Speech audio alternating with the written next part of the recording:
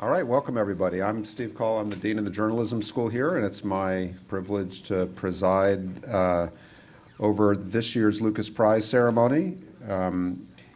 Our program is a little bit of introduction and a little bit of thanks, and then I hope an interesting discussion with our three winners, and the bar will remain open, and so more celebration to come. Great to see such a good group here, and thank you all for sharing this part of the evening with us. Let me first tell you a little bit about this prize, since not all of you may be as acquainted with it as we are.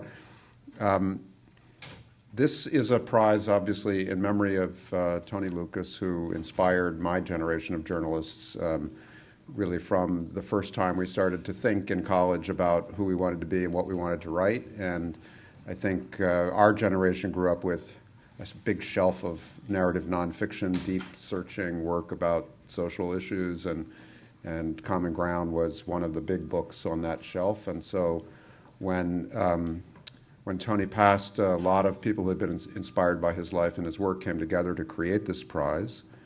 And so that is where this enterprise began. It has expanded gradually to include now the Mark Lynton History Prize, which is named for the late Mark Lynton, who was a senior executive at Hunter Douglas in the Netherlands at the time of his death in 1997, and a deep reader and supporter of serious history. His wife, Marion Lynton, and his children, Lily and Michael, established the Mark Lynton History Prize as part of the Lukas Prize project to honor him. And he has, the Lynton family has generously underwritten this prize since its inception in 1998. So we're almost an institution now, coming up on 20 years. Mark's wife, Marion, and his children, Lily and Michael, have been involved with the prize as philanthropists, as thoughtful partners, as participants, and we're really grateful for everything they do.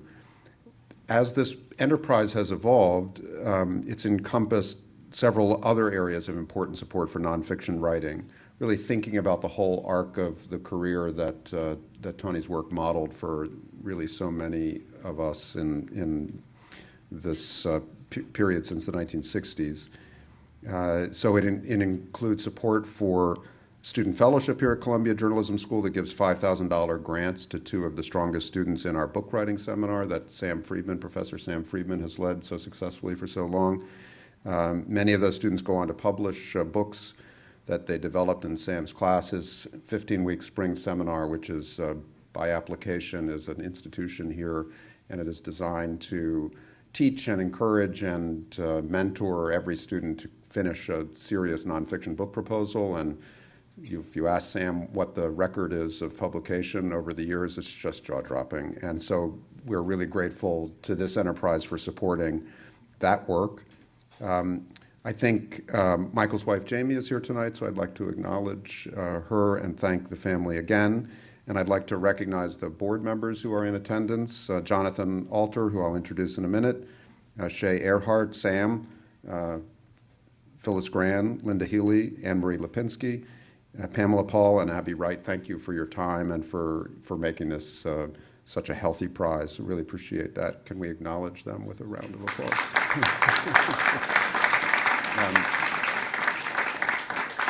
And then there are the judges who have also given great time and dedication to the quality of the winners we see year after year. And I think some of them are with us, so if I could ask you to stand. Charlie Conrad, Nina Burley, Leon Dash, John Duff, Martha Levin, and Sarah Tubord.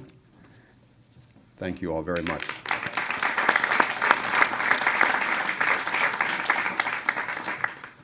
So now I'd like to invite Jonathan Alter up to say a few words. He is obviously well known to many of you as an award-winning author and political reporter and a columnist, and we know him as the chair of the Lukas Prize board. He's been a great partner of the school. So Jonathan, please come up.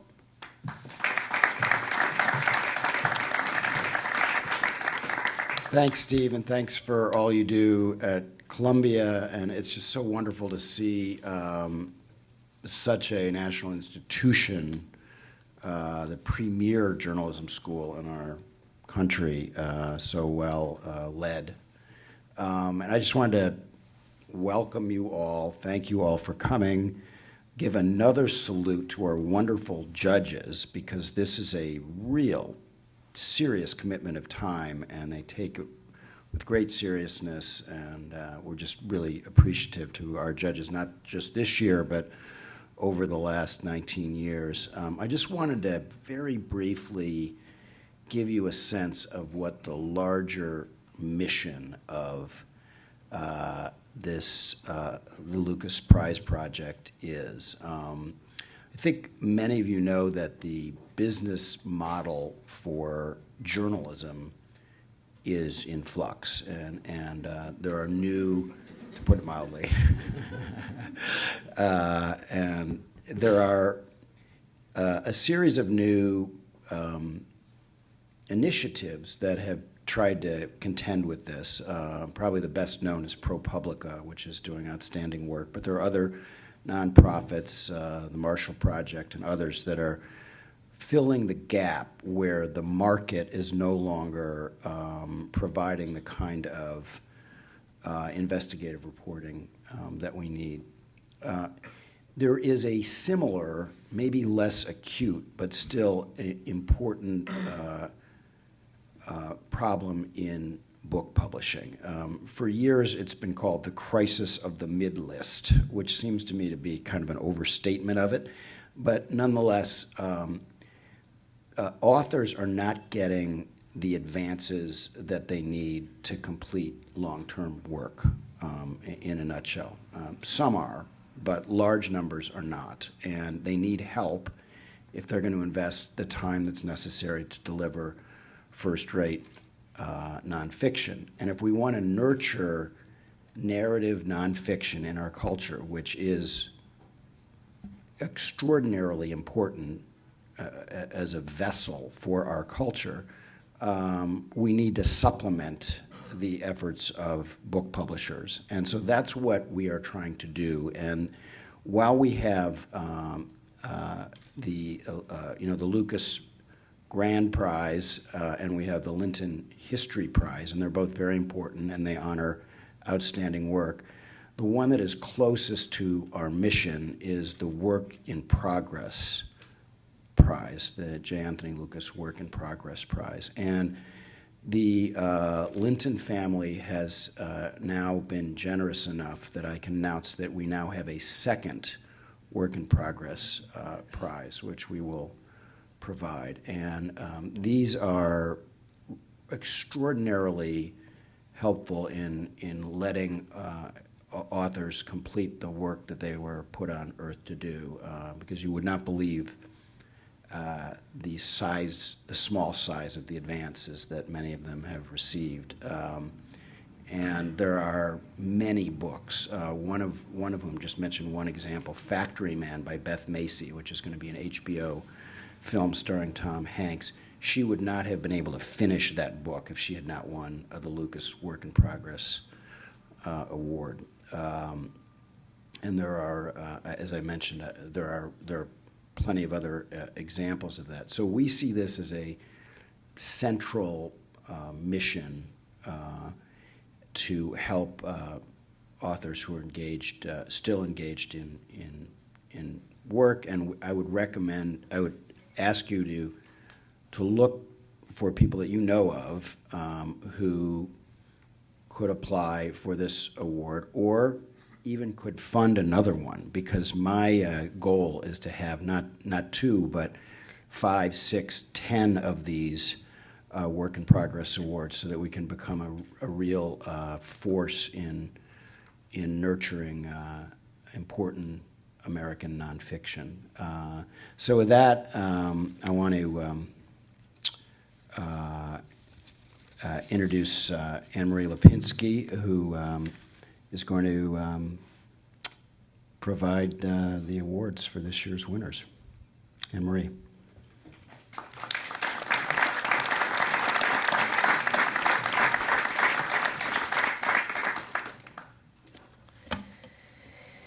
Thank you, and I just want to say what an honor it is to co-administer this prize with Steve and colleagues at Columbia. Tony Lucas is an esteemed alum of the Nieman Fellowship, and I first met him, the only time I met him was on my own fellowship at the Nieman Foundation at Harvard, and as Steve said, he was an inspiration to a generation, and remains so to the new kids coming up. So it's just really a privilege and an honor to be part of this. The J. Anthony Lucas Book Prize is presented to a book-length work of narrative nonfiction on a topic of American social or political concern that exemplifies the literary grace, commitment to serious research, and social responsibility that characterize the distinguished work of the award's namesake. The judges this year were Charlie Conrad, Nina Burley, and Richard Joyce. This year's winner is Gary Younge, an editor-at-large for The Guardian and an Alfred Nobler Fellow at the Nation Institute for his book, Another Day in the Death of America, A Chronicle of 10 Short Lives. It tells the story of the lives of children and teens lost in a single day to gun violence. This is the judge's citation. This is a book about America and its kids viewed through a particular lens at a particular moment, writes Gary Younge, in his intimate, affecting, and urgent portrait of 10 young lives ended due to gun violence during a period of 24 hours in cities across America. His masterful reporting indelibly illustrates the collateral damage of gun deaths happening every day in a society where these deaths are uniquely possible, he writes, and that has a political culture apparently uniquely incapable of creating a world in which they might be prevented. Gary?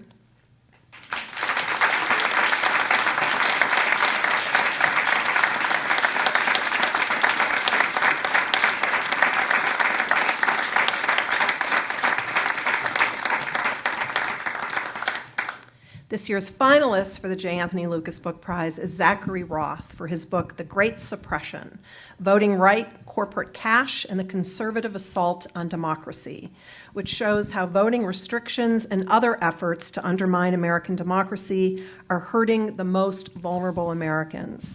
Zachary is a former national reporter for MSNBC.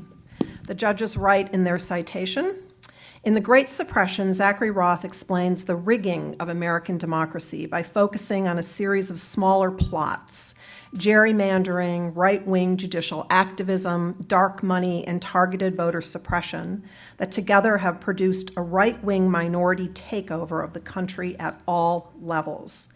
This stunning, briskly told book exposes how a small and powerful group has worked for decades, largely under the radar, to return power to those for whom it was reserved by the nation's founders, white, property-owning men. It is too late for today's progressives who never saw it coming, or if they did, never presented a coherent defense against it. But this book belongs in every American college student's backpack. Zachary?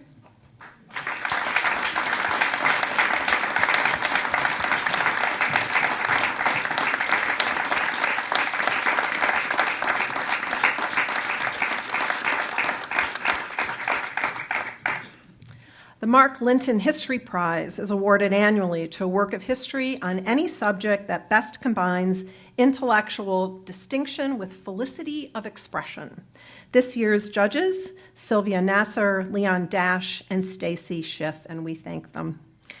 This year's winner is Tyler Anbinder, a professor of history at George Washington University, for his history of New York's immigrants from the city's founding to the present in City of Dreams, the 400-year epic history of immigrant New York.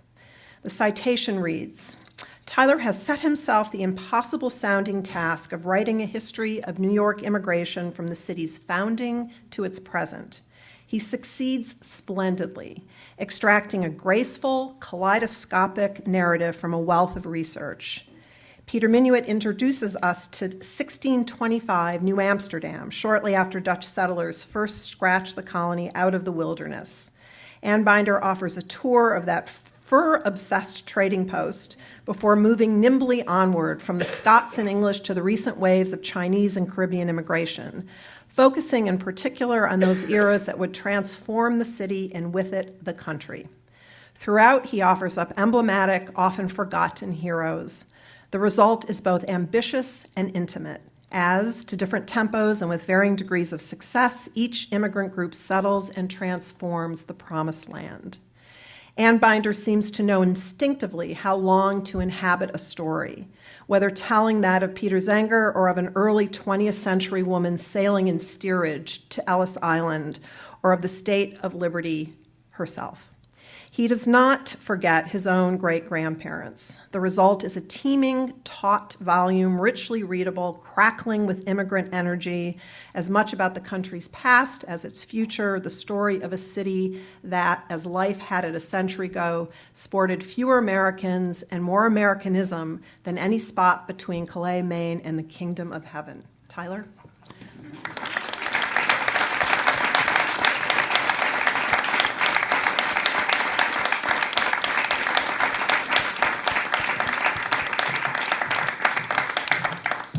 This year's finalist for the Mark Lynton History Prize is Spain in Our Hearts, Americans in the Spanish Civil War, 1936 to 1939, by Adam Hochschild.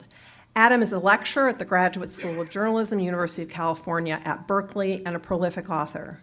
The citation reads, "Spain in Our Hearts is a vivid, graceful, highly romantic account of what happened when more than 1,000 young Americans joined Spain's beleaguered Republican forces in 1937.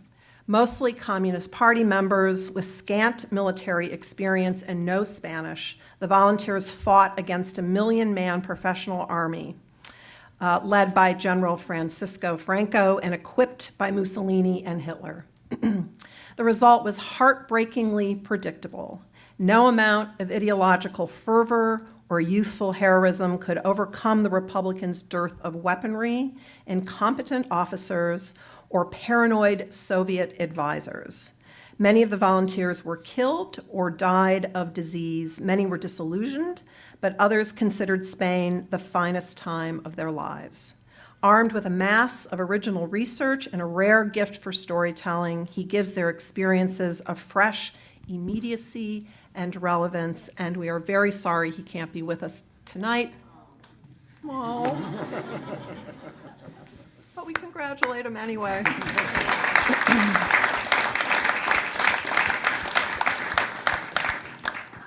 And last, the J. Anthony Lucas Work in Progress Award is given to aid the completion of a significant work of nonfiction on a topic of American political or social concern.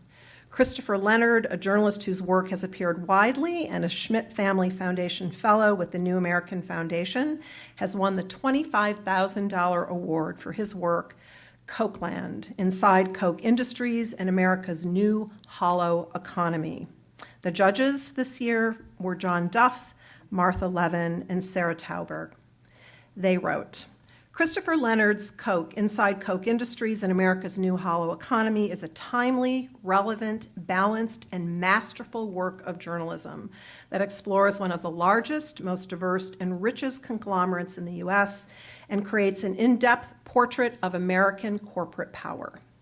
Using Koch Industries as microcosm to examine the new economic order in America, Leonard reveals the Koch's mastery over America's complex markets and political systems, and, most important, shows why we live in a hollow economy, where corporations profit handsomely while the majority of middle-class Americans fail to reap the gains of that prosperity. Christopher, please join us.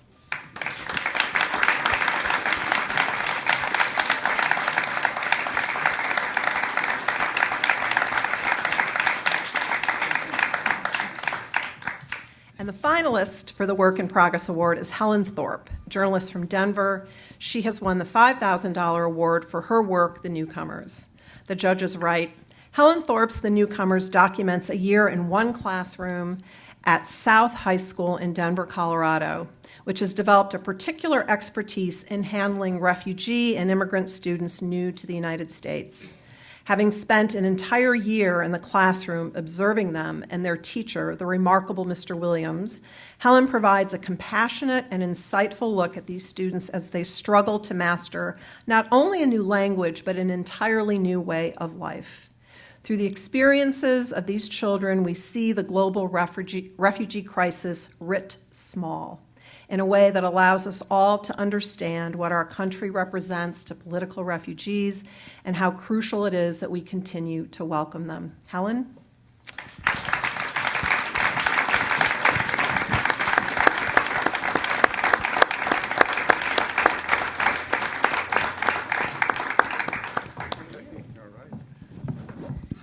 Thank you, Anne Marie. I should have said myself at the outset that we really enjoy partnering with Nieman and sharing the stewardship for this award, and Anne Marie's just fantastic. Now, I am going to moderate a conversation for a few minutes, and then I will open it to you, and we'll have your questions and get you back to the bar at a reasonable time.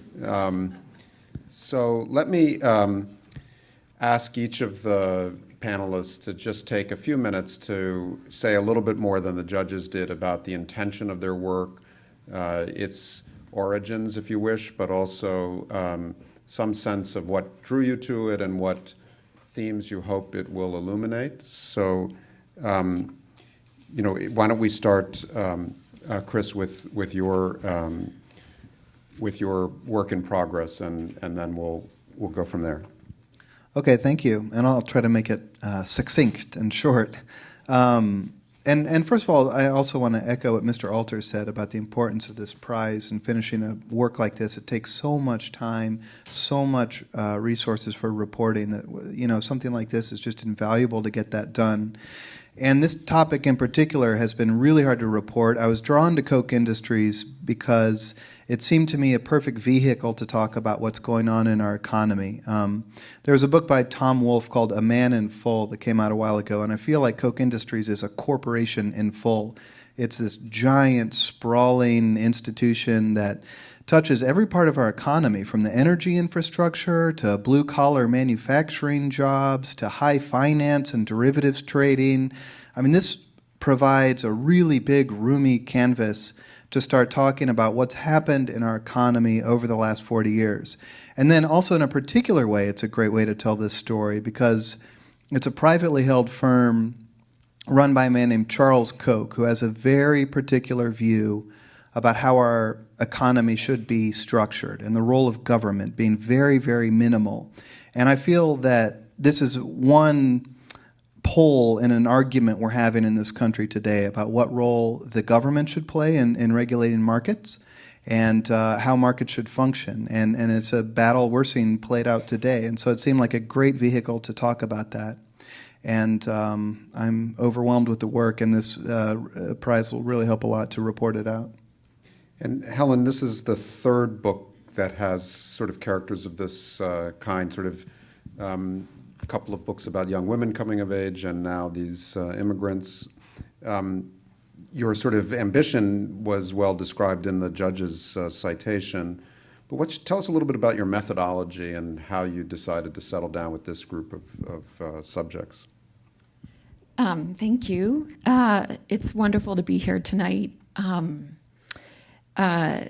Well, you were asking about our inspiration. Mm-hmm. My parents are here this evening. They live close by in Nyack, New York, but they're originally from Ireland. So I think you see where probably my inspiration comes from in terms of being interested in immigrants and refugees and people from other countries. My first book was a work of immersion journalism, if we can throw terms around, and this book is as well. So I really I do love immersion journalism, especially. I love being in the moment with the people that I'm writing about in real time and getting to know them slowly over time and kind of witnessing what unfolds without knowing exactly what's going to happen next. It's a bit of a gamble because who knows how the book's going to turn out when you don't know what the story is yet, but I think if you put yourself in the right place at the right time, really magical things can happen. in this case, it, it wasn't clear to me that that was going to be true for quite a while, because I had put myself in a classroom with teenagers who were essentially not saying anything at all.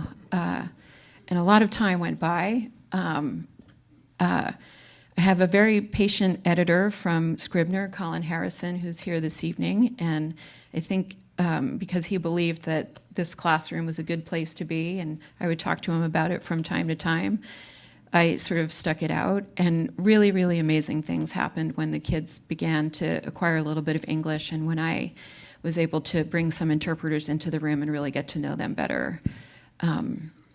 And yes, it is really a joy and an honor to be here this evening.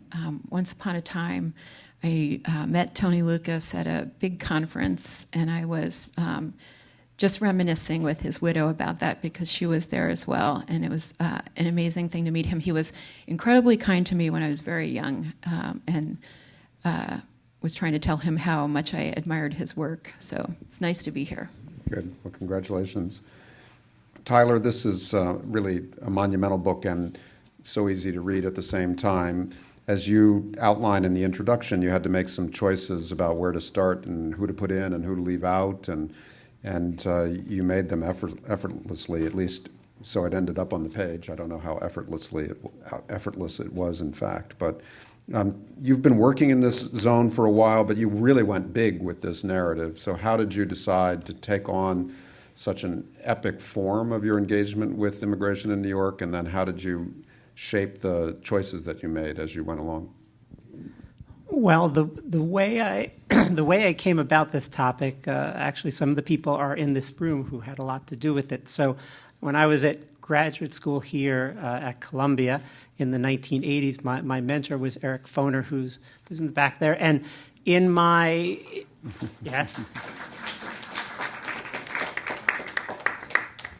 And in one of his graduate seminars that I was in, we read the manuscript of his book that was published in, I guess, around 1988, 87, Reconstruction, which was a monumental book. And so up to that point, I had never imagined that I could ever write a book like that. But as we talked about it over the semester, and he kind of led us through how he had did it over a couple of weeks, it seemed like I started to think, well, I could do something like that. And so I started to imagine, which of course is probably the biggest hurdle to overcome in a work like this. And so then once but that inspired me. So I decided that someday I wanted to write a book like Eric's Reconstruction book. And then as I eventually came up with the idea of doing something on New York immigrants, and usually when I would tell people my idea, they would mostly look at me like I was crazy. That's impossible. Nobody could turn that into a narrative. No, it's not possible. But in 1995, I met Bruce Nichols, who's here, who edited the book, and he didn't have that reaction. He had this glow in his eye when I told him about it. He said, "That's a great idea." And he said, when are you gonna start on it? And I said, "Oh, I'm not ready to write that kind of book yet." And so he said, "Well, when you're ready, come back and see me." And so then many years later, he ended up editing my second book, 5 Points. But then years later, I did come back to him, and we worked on that. But to answer your question, the other thing that inspired me was, having written 2 books that were relatively narrowly focused, one that looked at just a couple-year period, the history of the anti-immigrant Know-Nothing Party, and then another book that looked at a 4-by-5 block neighborhood, 5 Points in New York. I wanted a narrative challenge, and it seemed to me that this was, there couldn't be a better narrative challenge than trying to tell this, nearly 400-year story between 2 covers. And so that was where the idea came from and how it germinated. Gary, the judges provided a sense of the book, but it's hard to convey the spirit of it because it is such an elegant and kind of haunting read. I'll let you introduce the structure of it and how you came to choose the day and the stories that you told. But you have been working in books and newspapers for a long time successfully. We were briefly colleagues at the Washington Post. I did absolutely nothing to advance your brilliant career, but the Post did introduce you to your wife, so we take some solace in that. But your form in this book is such an original choice, and there's a kind of quiet strength of confidence about what the subject is here, but you never really force us into one form of engagement with gun violence, gun deaths, and the collateral damage of America's gun laws. You just let the reporting bring us there. Was that always your vision, or did you have to fight your way there to stay quiet, given how powerful some of this material is? It was a bit of a fight to stay quiet. I mean, I'm a columnist usually, and I've been, when I was writing that book, I'd been a columnist for 15 years, and so I was quite adamant that this would be a show rather than tell book, and it is rooted in just a basic statistic, which is that 7 children and teens every day in America are shot dead on average. And so then I pick a day and go about trying to find out who these kids are, because for the most part, they pass without much note. I mean, one of the boys in Dallas, I think, got 92 words, but very few of them got more than a few sentences in their local papers. And part of the fascination with this is being British, I think, that my wife is American, my kids are American, but I was born and raised in Britain. And the whole time I was reporting from The Guardian from here, there were 2 things that I found very difficult to explain to a foreign audience. And the first was healthcare. Why wouldn't you want it? And the second was guns. Why would you want them? And every time there was a mass shooting, people elsewhere, not just in Britain, would say, well, surely they're going to do something about this now. Surely they are. And just being here long enough and thinking, no, they're really not. And so partly because I'm British, I'm not in a position, I think, to write a book about gun control.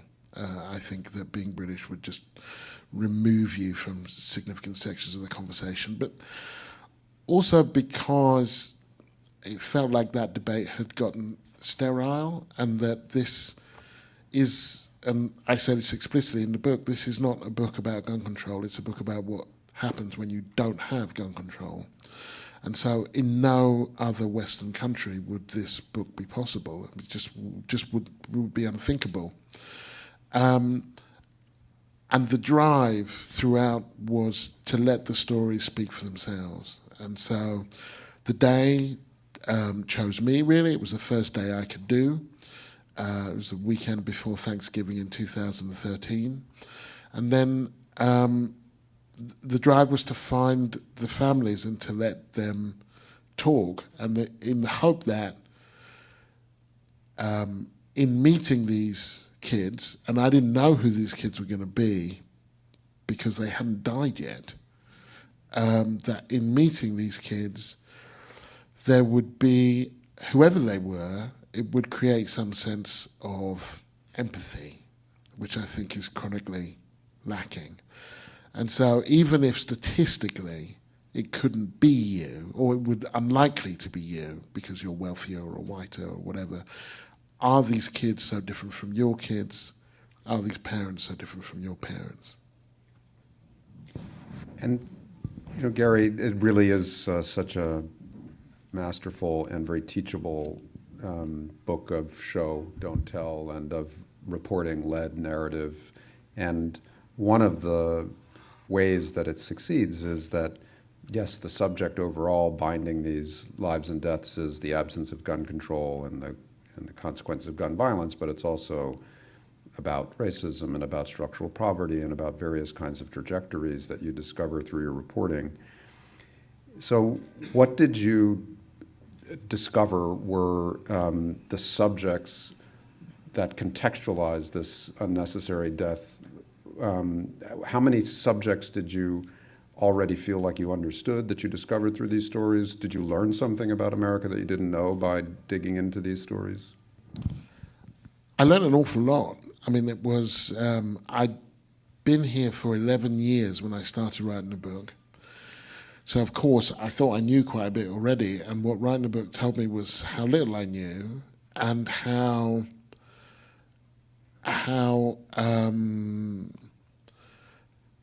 quickly one can become desensitized to these things. So I knew that America was very segregated. I don't think I'd thought through what that meant in terms of isolation and in terms of empathy. I knew that there was vast amounts of inequality, but once again, I didn't kind of follow through on quite how that would be lived in those circumstances. And there were the two things that struck me most keenly writing the book was the first was that whenever I asked the open-ended question, what do you think this is about? Nobody mentions guns. Just doesn't come up. And I figure that must be like traffic. If your child was run over, you wouldn't think, well, we have to get rid of traffic, because you can't imagine a world without traffic. And that it seemed to me that in these communities, imagining a world without guns, it was just, well, it's a wasted effort of imagination, really. And that was shocking to me and surprising. And the second was that every black parent, and of the 10 kids who were shot dead that day, 7 were black, 2 were Latino, 1 was white, which is not representative, but it was a random day. Every black parent, when I asked them, did you think this could happen? They all said, well, yes. I mean, the mother in Dallas said, I didn't think it would be him, I thought it would be his brother. The father in Newark said, you're not doing your job as a black parent if you don't think this could happen. And then came the realization that I had actually factored that into my life too. That as a black parent, even though I'm not in a working class environment, that even though my son was only 6, that I had, among the things that I feared for him, one of the things was that he might get shot. And the degree to which you might carry that around with you, that level of anxiety without even knowing it, was a surprise to me. It's enormously powerful.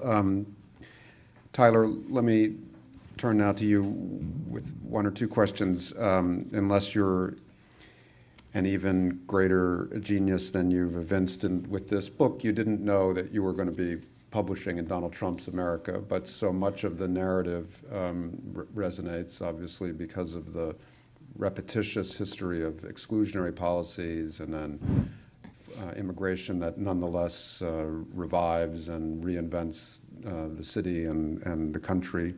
And I was really struck by the reminder of the restrictive immigration laws that were passed from the Page Act into the 1880s, in which all categories of people, including people who had certain ideas in their heads or exhibited certain fallacies of development or of mental ability, were systematically and legislatively excluded. So I guess my broader question is, how does the attempt to restrict immigration in this time by this administration compare to resonate with episodes like that in the 1880s and others? And what does history tell us is usually the result of these attempts in this country? Well, I think that the thing that we see that's common, looking at the immigration restrictions of starting in the 1880s and going up till the present, is that usually a couple of things. First, the people who impose the restrictions are usually very ignorant about the immigrants who they're restricting. Usually their ideas about who they are, why they come to America, what kind of Americans they will become. Their ideas about those things are usually based much more in hearsay or or just sheer fantasy than reality. And that's been the case throughout American history. You always see that. And then in terms of the results, the results vary a lot.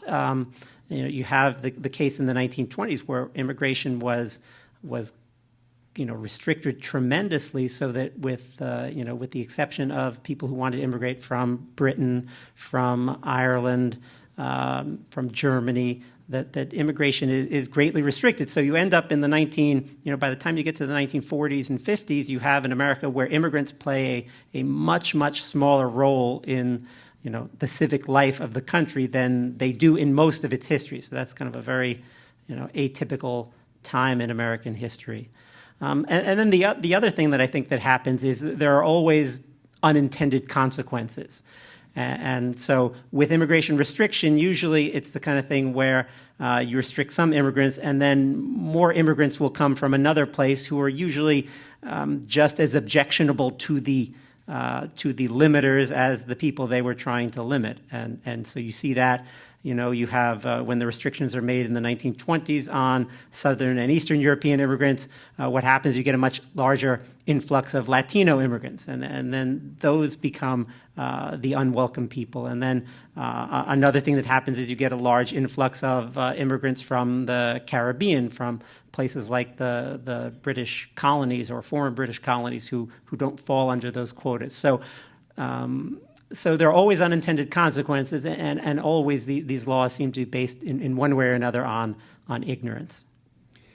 And another theme that recurs, of course, is the way immigration changes New York in these waves and in neighborhoods. And there's a lot of wonderful maps and ways into this material beyond the great storytelling. And I was especially drawn to this portrait of immigration in New York today in 2014, where you point out that more than a third of today's New York City population are immigrants. Essentially, I guess that means born elsewhere. And the largest number from the Dominican Republic, 402,000 and rising. The next largest, 389,000 Chinese and rising sharply. The next largest, 187,000 Mexicans. That is a relatively stable population. Then Jamaica, Guyana, Ecuador, all over 100,000 residents and very dynamic. So what is the role of immigrants, do you think, in this later chapter, this portrait of New York? How is this sharply rising, for example, Chinese population settling into the city? What is the narrative it's creating in the culture and the economy of the city?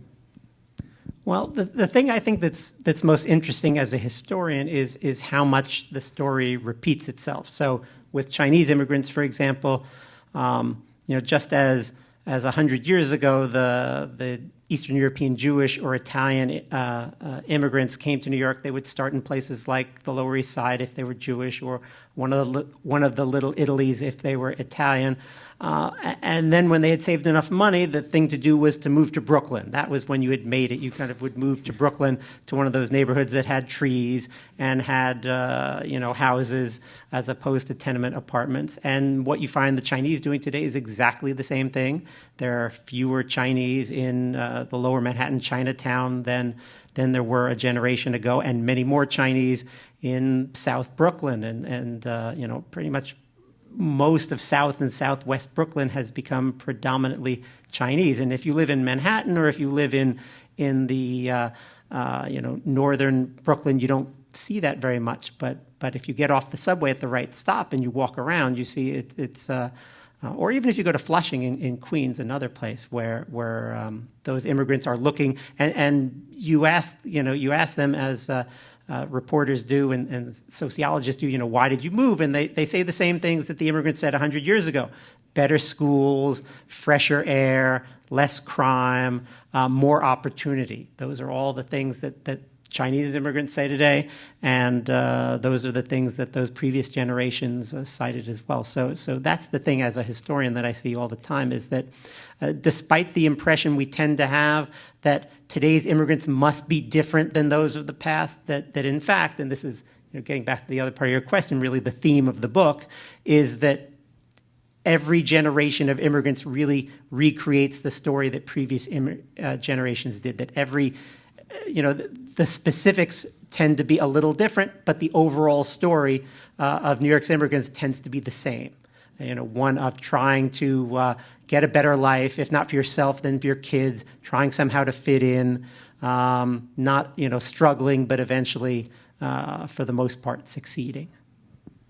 And Helen, are your subjects fully aware of the change in climate that the country has produced in the last 6 or 8 months, and how are they reacting to it? I thought you might get to me next, the subject being immigration. Are they fully aware? So one of the great challenges of being in the classroom that I was in had to do with communication issues and language barriers. And so I was in a classroom where ultimately by the end of the year there were 22 kids, but they spoke 14 languages and used 5 different alphabets. And there was one teacher trying to teach them English, and I was amazingly invited to spend a year in that room and witness what happened. Well, to give you a sense of the level of the dialogue that we were able to achieve at the end of the year, I saw one of these students, and she came running up to me in the hallway, and she was trying to tell me that she had many more friends in this school. But what she said was, Miss, Tajik people, here. My building, here. My brother, here. My friend, here.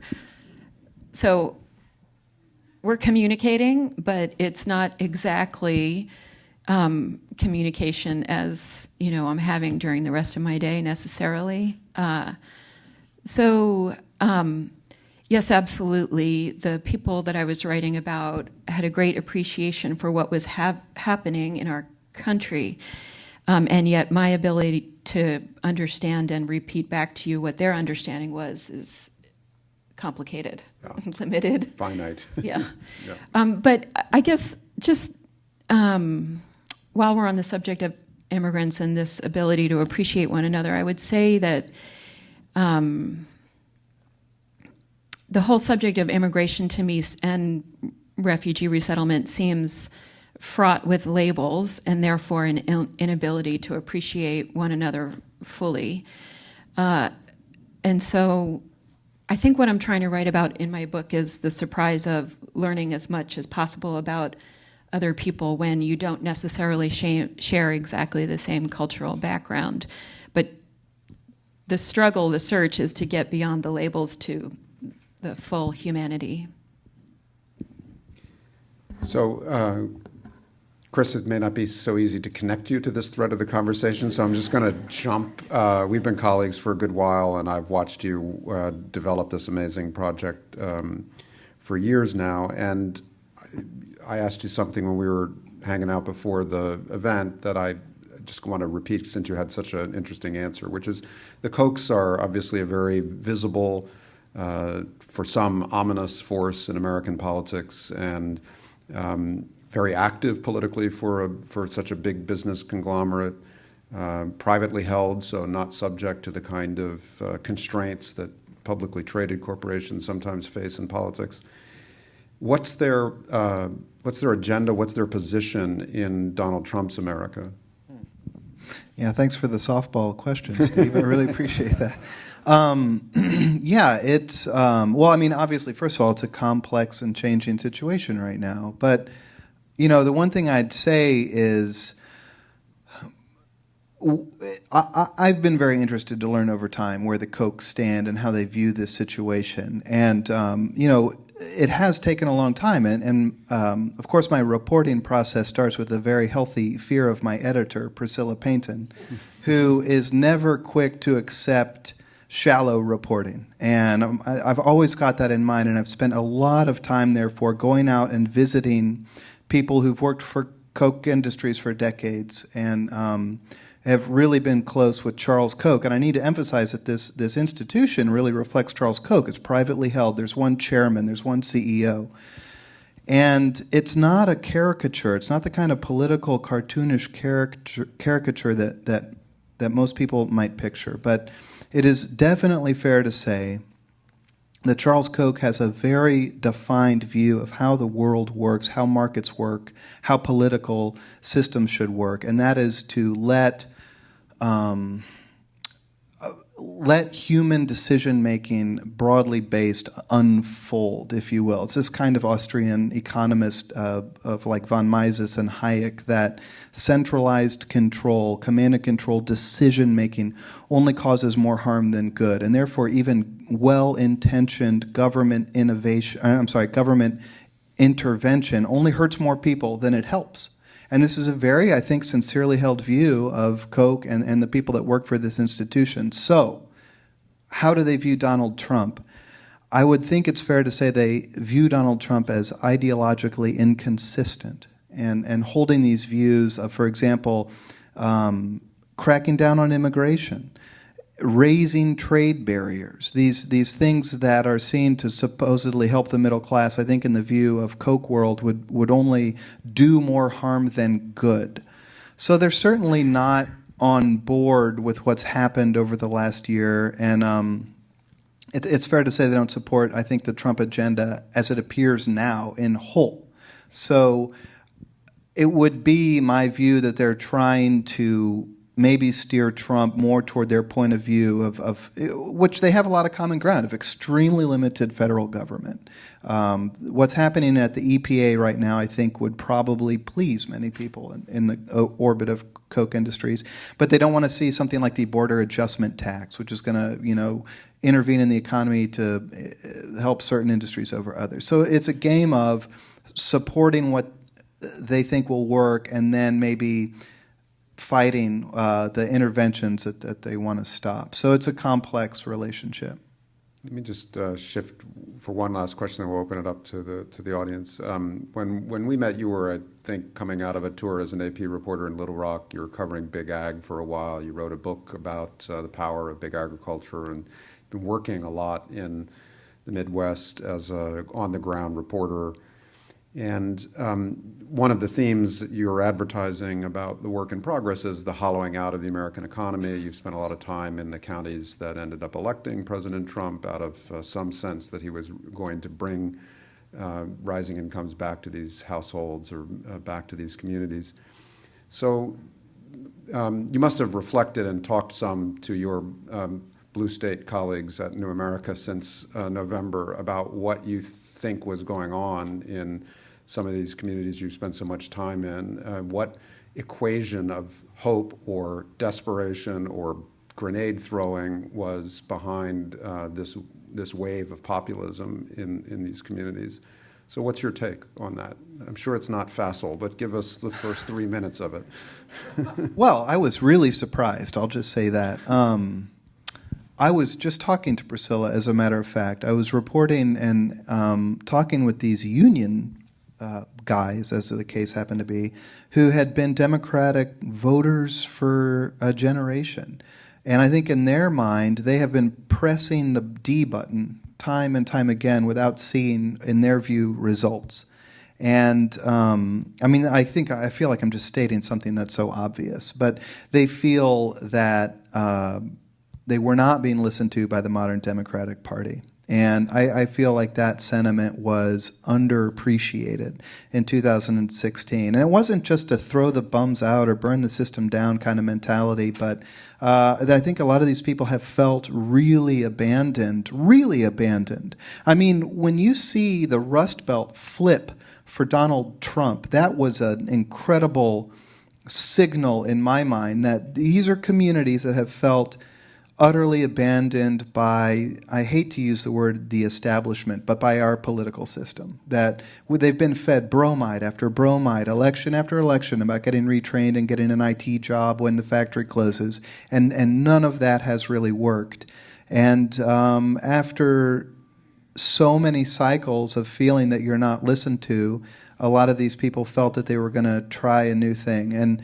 And Donald Trump was the first politician in 30 years who got up on a stage and said, if Carrier Air Conditioner moves jobs to Mexico, I'm going to put a 35% tariff on them. Whatever you might think of that, I think it was the first really, truly vocal political statement saying that your jobs matter more than an ideology to me, and I'm going to really fight for them. And that message was in every platform of his campaign speech, along with how repugnant journalists are. Those are probably the two pillars of his entire campaign, and it won, and it won where he really needed to win. Yeah, we're aware of that second theme here.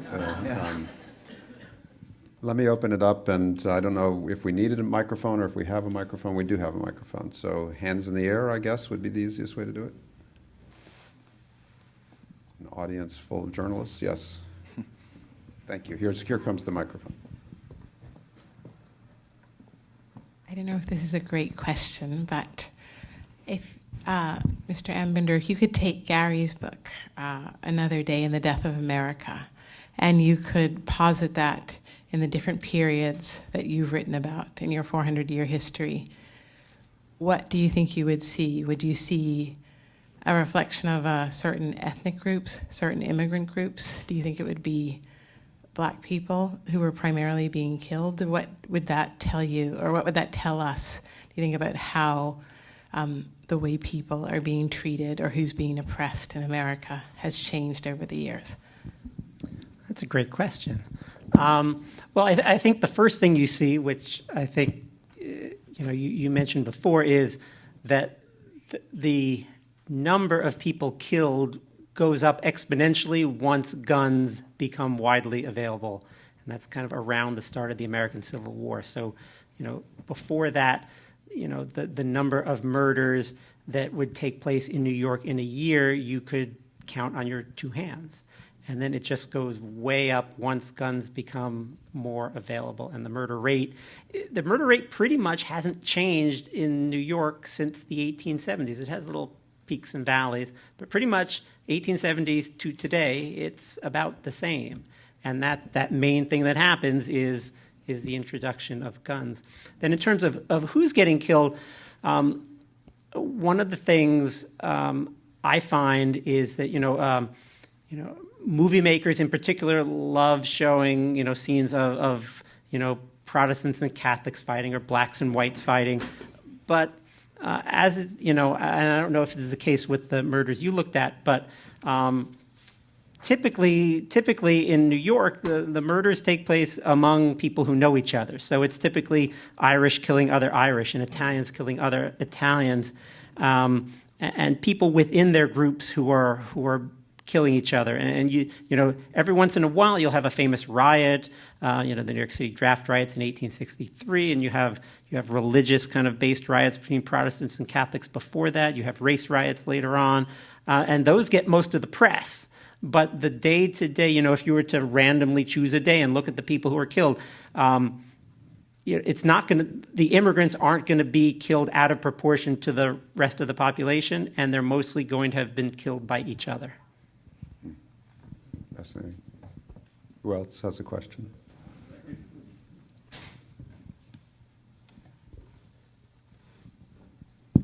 Yes, on the other side of the room. Hi, sorry. So Christopher, and to a certain degree, Zachary. We talk about Trump a great deal, and we know the Koch brothers are sort of kingmakers, especially in conservative politics. But we all knew since in the early days of the campaign that they'd written him off. Like Trump was not going to be. But the question is, have they shifted to Congress in their spending and their sort of lower level plans, I guess? Yeah, and Zachary, I don't know if you can shout for really hard, but could I? About that. What do you think? I think as a factual question, yes, in 2016 they shifted to Congress in terms of their political spending. Their group, Americans for Prosperity, spent a lot of money to elect Republican members of Congress and Senate candidates rather than supporting Donald Trump. And this is something I actually wanted to ask you about in terms of your response before. As we all know, elections these days, if you turn out Republican voters, you're going to help Republicans up and down the ballot. And they knew very well that in supporting Republican Senate or congressional candidates, they were supporting Donald Trump. So it felt like ideologically, as Christopher was saying, they may not line up with Trump on every particular, and they have some disagreements in terms of kind of being able to divine their intentions from where they put their money. They were important backers of Trump. But Christopher may want to complicate that. Well, I would like to add two things, and I'm giving away parts of the book here. I shouldn't do it, but I love writing about Koch Industries because they are really incredibly smart. I mean, the company is incredibly smart, staffed by really smart people. And what's happening politically, in my mind, reflects what's happening inside the corporation. And one thing to remember about this firm, its roots are in engineering and operating really complex systems. I mean, these folks are these young, brilliant graduates with engineering degrees who can talk for hours about software systems that operate gas pipeline networks, and it's nuts. It's really interesting. And I think that they approach politics with a very similar mindset. And from that perspective, Congress has always been a very important playing field for them because that's where so much of the mechanics of lawmaking happens. That is where the rubber meets the road. It's very complex legislative processes that take a long time, that don't get a lot of public notice. And in my mind, that has always been the anchor of Koch's political power, is in Congress, and then even further out from there when you get down to the state level and places like that. Now, so that's one thing. They've always had power there. But secondly, they're big traders. They trade in the commodities markets every day. And the theory there is you're not looking for one big whale of a trade that I'm going to put all this money that oil's going to go up in the next 6 months and make a ton of money, because you can never read that. And in that regard, the presidential campaign cycle is like that one big trade that maybe you're going to win and there's a huge jackpot, but they're not as focused on that. They are truly playing a game. Charles Koch gave this amazing speech in 1974 to a think tank that he founded in Dallas, where he was laying out this sort of political vision and political plan in 1974. And that is, in my mind, the basic game plan they are using today. So they can see cycles come and go in the White House, but as long as you're playing and making all these smaller bets across the board, you have a much better chance of getting your political vision realized. So I don't think 2016 mattered to them as much as many people think it mattered. Now, if Trump becomes this major enduring political force in America, that is going to change things. But by and large, they've been rooted in Congress. They're going to be there for the foreseeable future, and they'll, the next White House race will happen, and they'll be involved in that too. Okay, I see a couple of hands on this side. Maybe the woman behind, and then we'll come forward. If you can circle back way, you'll reach her fast.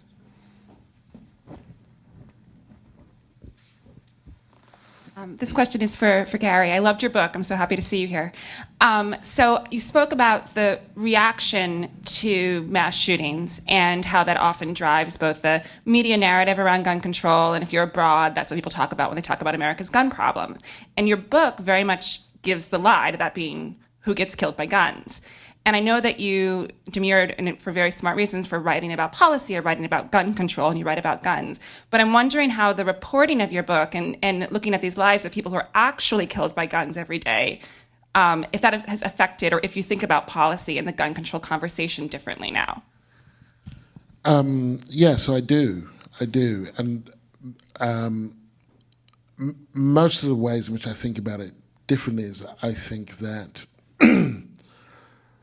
the conversation that is taking place, the reason, I thought a lot about why, when I asked the question, guns didn't come up. If I said to people, what do you think about guns? The more leading question, they would say, well, it's crazy that you can get them so easily and so on. If I asked them about the gun debate, it was like, there's a debate, what would that debate be? And that, to me, the way I think about it differently is that to talk in terms of background checks and things like that, which would be useful, but it's inadequate. And that if you're in a place where a lot of people are being shot, then the notion that background checks are going to do it for you, it just doesn't feel like an appropriate place to start. And that, grand as it seems, I felt like America, what it needed was a different narrative of itself. That when you go to the NRA convention, as I did a few times, and you say I would evoke my Englishness always and say, look, I'm British, I don't understand, so just explain it to me. And they'd be off to the races, and they'd say, are you married? Do you have children? And then that was it. You know, imagine someone breaks into your house. They're going to rape your wife. They're going to kill your kids. What are you going to do? You're going to wave a bat at them? You're going to call the cops and wait for the cops to come? Or are you going to defend your house? And statistically, that's nonsense, right? I mean, most people who are killed by guns kill themselves. And then after that, as was stated, most people who kill other people with guns, they know them. So what they should say is, are you married? Well, watch out for your wife, because she'll probably kill you. That's the person most likely to kill you. But that it was powerful because it spoke to homestead, masculinity, small government, do for self, individualism, a range of things that are central to how America, much of America, understands what America is about. And if you pit that against background checks, then background checks is just never going to win. That we need responsible, which is not that that's not true.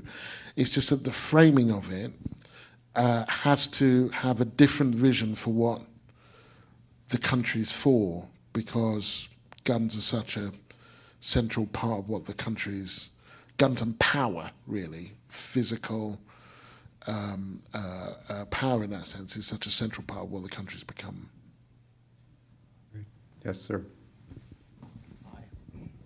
Thank you. I was a judge on this, and I read like 60 books. And so I want to change gears and ask a question to all of you, because the criteria for a couple of these awards are not just topic of pressing social concern or deep research, but in the case of the Lukas Prize, literary grace, and in the Lynton Prize, felicity of expression. And I wonder if I could ask you about words. And after you researched your topics and looked at the mass of your notes, you had to write sentences.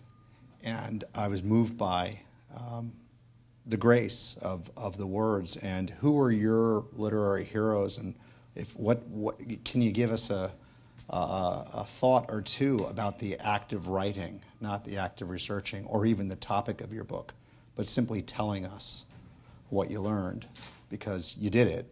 And these books are not just important and well researched, but they're moving. And they're moving because you're good writers. And I wonder if you could speak to that. Thanks. Yeah, I love talking about writing, actually, much more than I like, often more than I like talking about history. In terms of, I'm not sure I have literary heroes exactly, but I certainly have role models, and I talked about Eric. Jim McPherson's book, Battle Cry of Freedom, to me was another great role model, a book that I just kept wanting to read more and more, even though it's such a complicated story and there's so much detail in there. Ron Takaki, who's no longer alive, taught at Berkeley, wrote a book, Strangers from a Different Shore, which was a history of Asian Americans. And that was my inspiration for working my own family into the story. He works his family into the story of Asian Americans, and that gave me the idea of trying to do that in my book. But yeah, the choosing the words is really important for me. And what is always foremost in my mind is kind of two things. One is the narrative arc. So that's always at the forefront of my mind, both thinking about the arc of, and I would break that down kind of sections of each chapter, and then each chapter, and then how the chapter plays into the narrative arc of the book. And I really wanted to write something that was not encyclopedic, but was a story that had a beginning, a middle, and an end. One of the other things that was important in the writing was another inspiration here at Columbia was a teacher I had named Eric McKittrick. And he, I remember my first year of graduate school, talked about the power of the beautifully crafted thumbnail sketch.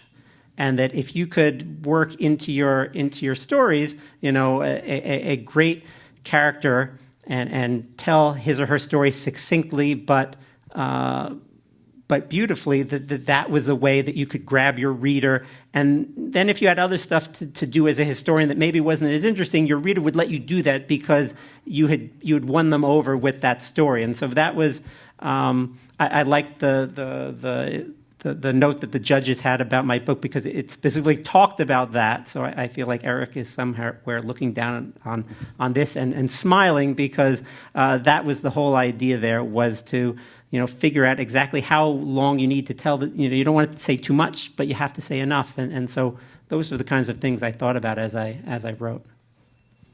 Gary? I mean, one of the big challenges for me was the narrative order, that you have these children and they are, without them there's no book, so that's central.